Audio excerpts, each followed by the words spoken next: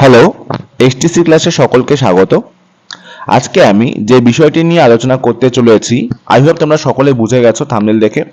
দেখো, গত 15ই সেপ্টেম্বর রবিবার তোমাদের যে পরীক্ষাটি হয়ে গেল ডব্লিউবিপিএসসি মিসেলেনিয়াস প্রিলিমস, তার কাট অফ কত যাবে সেটা নিয়ে আমি জাস্ট একটা ধারণা দেবো তোমাদের।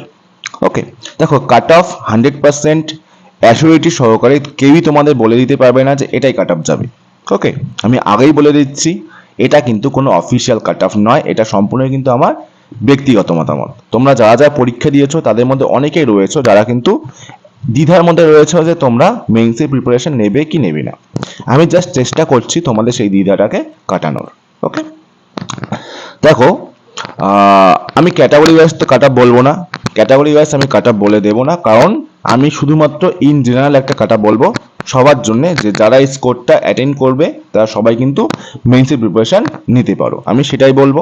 দেখো, আমি প্রথমে মূল টপিকটা নিয়ে আলোচনা করে দিচ্ছি। দেখো, তোমরা যে যে ক্যাটাগরি থেকে বিলং করো না কেন, যাদের 120 ক্রস হচ্ছে, তোমরা কিন্তু মেইনসের প্রিপারেশন জোর কদমে শুরু করে দাও। যদিও এটা বলাই যাচ্ছে যে মেইনস কিন্তু তোমাদের 6 মাসের আগে হবে না, তোমরা কিন্তু একটা লং গ্যাপ পাচ্ছ।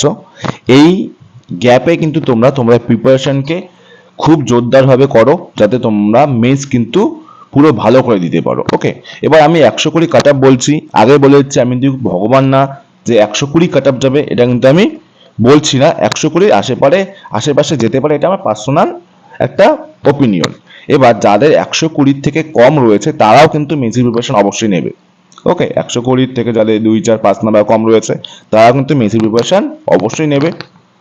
কারণ তোমাদের শুধু কিন্তু পিএসসি মিসেলেনিয়াস না, তার সাথে তোমাদের ক্লার্কশিপ, মেইনস রয়েছে, ডব্লিউপিএসআই রয়েছে, তোমাদের কিন্তু কাজে লাগবেই।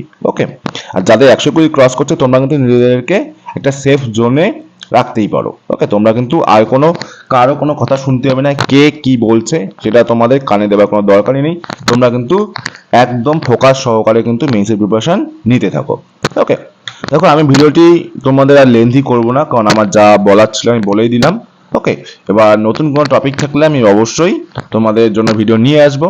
আর তোমরা যদি পিএসসি মিসেলেনিয়াসের স্টাডি প্ল্যান চাও যে কি করে তোমরা পড়াশোনা করলে চাকরিটা পেয়ে যাবে, তাহলে অবশ্যই এই ভিডিওর কমেন্টে কিন্তু জানিয়ে দেবে যে তোমাদের আমি সিলেবাস এবং তোমাদের যে 6 মাসের যে একটা স্টাডি প্ল্যান অবশ্যই আমি তোমাদের সাথে আলোচনা করব।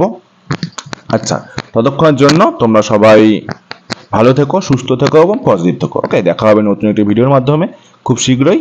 চলো, জয় হিন্দ।